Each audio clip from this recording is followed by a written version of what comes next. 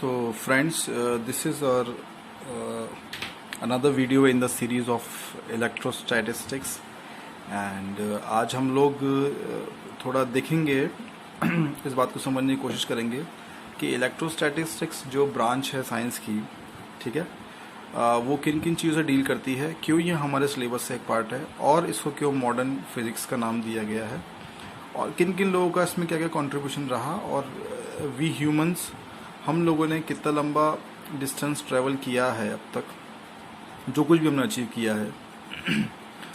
तो आइए बजाय एक भी सेकंड वेस्ट किए हम लोग इसमें आगे बढ़ते हैं। तो इलेक्ट्रोस्टैटिस्टिक्स इसका रियल नेम है, इसको बहुत से लोग शॉर्ट फॉर्म में इलेक्ट्रोस्टैट्स भी बोलते हैं।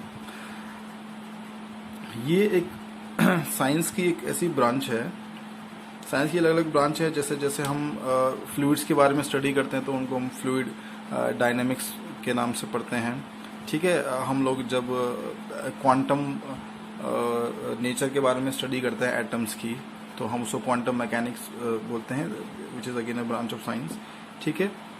जब हम लाइट रेज के बारे में स्टडी करते हैं तो हम उसको रे ऑप्टिक्स बोलते हैं। लाइट की हम वेव नेचर को स्टडी करते हैं तो वेव ऑप्टिक्स बोलते हैं। इसी तरीके से ये एक ब्रांच है साइंस की which deals with the study of charges at rest. जी हाँ, यहाँ पर जो वर्ड लिखा है रेस्ट, ये बहुत इंपॉर्टेंट है।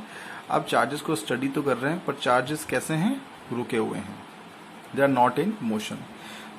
क्यों हम रुके हुए को स्टडी कर रहे हैं, मोशन को स्टडी क्यों नहीं कर रहे हैं? क्योंकि बेसिकली हम चाहते हैं कि जिस मोमेंट में हम चार्ज को स्टडी कर रहे हैं वहाँ उसकी एनर्जी अनचेंज रहे, कांस्टेंट बनी रहे।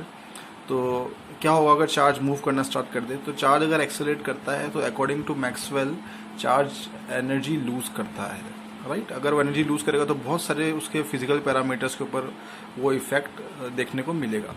तो उस चीज़ को हम अभी ना टच करते हुए हमको सिंपली चार्जेस को स्टडी करना है, तो हम लेके चल रहे हैं चार्जेस एट रेस्ट, ठीक है। अब इस चार्जेस से हमारा सामना हुआ तो हुआ क्यों? दुनिया अच्छी भली चल रही थी बिना चार्ज के भी। तो आप समझिए इस बात को कि हमारे आसपास जितना भी मैटर हम देख रहे हैं, जो भी चीज़ आप देख रहे हैं, वो या तो सॉलिड है या लिक्विड है या गैस है, वो सभी मैटर की फॉर्म, उसको हम सब क्या बोलते हैं? These are the 3 states of matter. ये मैटर के फॉर्म्स हैं, स्टेट्स हैं। और अभी तक की हमारी मैटर की अंडरस्टैंडिंग हमको बताती है कि मैटर हमारे आसपास सॉलिड, लिक्विड और गैस में सिर्फ और सिर्फ मैटर के पार्टिकल्स की वजह से हमको दिखाई देता है। अगर मैटर के पार्टिकल्स बहुत क्लोजली अरेंज होंगे, उनके बीच में गैप कम होगा, तो वो सॉलिड फॉर्म में हमको दिखेंगे। अगर उनमें थोड़ा गैप होगा तो वो लिक्विड फॉर्म में दिखेंगे, और अगर उनमें गैप बहुत ज़्यादा है तो वो हमको गैसियस फॉर्म में देखने को मिलेंगे। ये चीज़ आपने 9th, 10th, 8th इन सब क्लासेस में, इन सब ग्रेड्स में आपने ऑलरेडी पढ़ लिया है।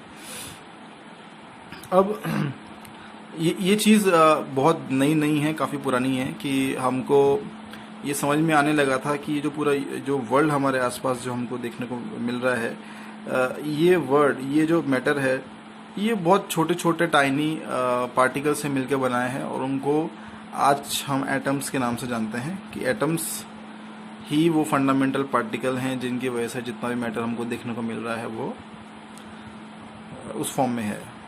हालांकि ये चीज़ हमको बाद में मालूम चली कि एटम भी अपना अपना फंडामेंटल नहीं है, वो भी बहुत और छोटी छोटी चीज़ों से मिलके बना है।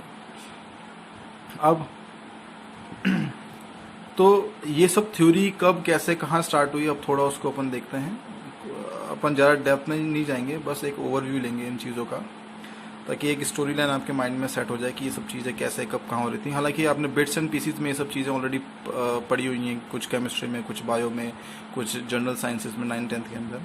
तो सबसे पहले, अच्छा, जो साइंस जिस फॉर्म में हम आज देखते हैं, एक्चुअली स्टार्टिंग से वो इस फॉर्म में नहीं थी, बल्कि इससे पहले बहुत सारी साइंसेस थी। और इनफैक्ट जो फिलॉसफी है, जो हमारी रीजनिंग की एबिलिटी है, उस वही एक जननी है, एक जनक है बेसिकली मॉडर्न साइंसेस जो आज हम देख रहे हैं, ठीक है। तो सबसे पहली बात, डेमोक्रिटस, एक ग्रीक, आपको नाम से मालूम चल गया होगा, बहुत से लोगों ने पता लगा लिया होगा। डेमोक्रिटस जो हैं वो एक ग्रीक फिलोसोफर थे। उन्होंने सबसे पहले, उनका कंट्रीब्यूशन यही है कि 5th सेंचुरी BCE के around, right, 5th century BCE मतलब ये आपका हो गया क्राइस्ट के बर्थ से पाँचवीं सदी पहले, राइट।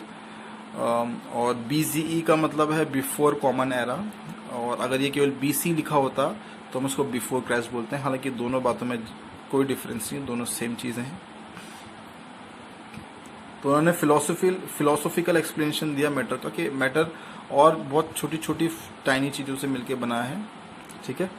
फिर एंटोइन लेवोइजियर ने 1789 के अंदर, 1789 AD है, राइट, ये BC नहीं है, AD है, उसमें law of conservation of mass दिया।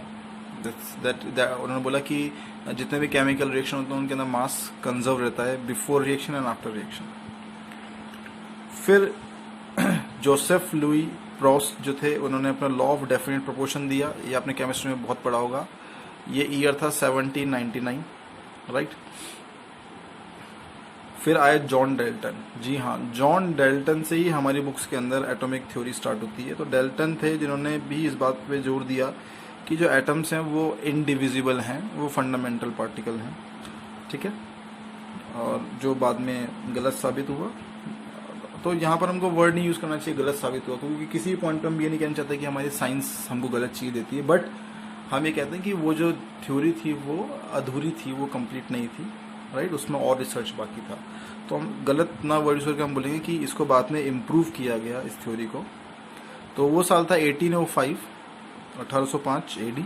उन्होंने लॉ ऑफ मल्टीपल प्रोपोर्शंस दिए थे, और वो कह रहे थे कि जब भी नए नए कंपाउंड्स बनते हैं, या जो कंपाउंड्स ऑलरेडी हम जिनको हम स्टडी कर रहे हैं वो एक दूसरे से नए हैं, अलग हैं, तो वो कब बनते हैं, जब एटम्स आपस में सिंपल होल नंबर के अंदर एक दूसरे से अटैच होते हैं, कंबाइन होते हैं, ठीक है। तो they always bear simple whole number ratio, ऐसा जॉन डेल्टन ने ऑब्जर्व किया था। इसके बाद एमिडियो एवोगाड्रो आए थे, उन्होंने एवोगाड्रोस लॉ दिया था 1811 के अंदर, और आप इसको बहुत अच्छे से जानते हैं।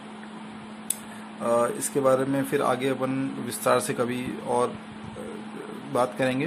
अभी आगे बढ़ते हैं। फिर आए जे थॉमसन। अब जे थॉमसन ने इलेक्ट्रॉन की डिस्कवरी कर ली थी। यहाँ बात अब बहुत आगे हद तक चली गई है। अब हम ना सिर्फ एटम की बात कर रहे हैं, बल्कि हम एटम के अंदर चले गए हैं, हम सब एटॉमिक पार्टिकल की बात कर रहे हैं। 1897 में जे थॉमसन ने इलेक्ट्रॉन की डिस्कवरी कर ली थी,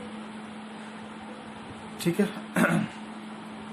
तो ये डिस्कवरी होने के बाद, अच्छा, एक और साइंटिस्ट हैं ई गोल्डस्टीन, उन्होंने प्रोटॉन की भी डिस्कवरी कर ली थी। अब ये बात समझ में आने लगी थी कि जो एटम है, जो एक वो इलेक्ट्रिकली न्यूट्रल एंटिटी है अपने आप में, और उसमें पॉजिटिव और नेगेटिव चार्जेस हैं, पॉजिटिव और नेगेटिव उसकी पोलैरिटी है, ठीक है। तो पॉजिटिव नेगेटिव किस तरीके से है, क्या है, इसके पीछे बहुत सारे लोगों ने बहुत सारी थ्योरी प्रपोज की।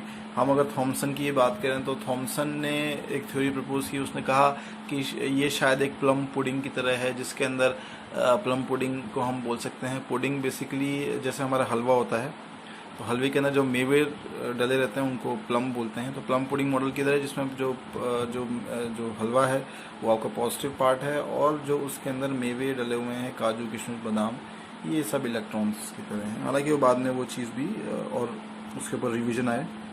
फिर हम बात करते हैं रदरफोर्ड की। रदरफोर्ड ने न्यूक्लियस को डिस्कवर किया था अल्फा रे स्कैटरिंग एक्सपेरिमेंट के अंदर, बहुत फेमस है, आप लोग जानते हैं। वहाँ से दुनिया थोड़ी रिवॉल्यूशनाइज हो गई।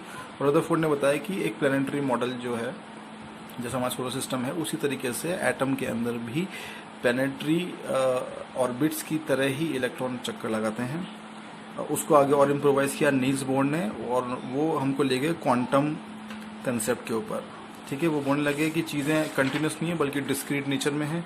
इलेक्ट्रॉन्स हर जगह प्रेजेंट नहीं है, बल्कि कुछ ऑर्बिट्स में प्रेजेंट है, न्यूक्लियस से कुछ फिक्स डिस्टेंसेस में प्रेजेंट हैं, ठीक है। उनको उन्होंने स्टेशनरी ऑर्बिट नाम दिया, ठीक है। फिर फ्रेडरिक सोडी आए, उन्होंने आइसोटोप्स को डिस्कवर किया 1913 के अंदर।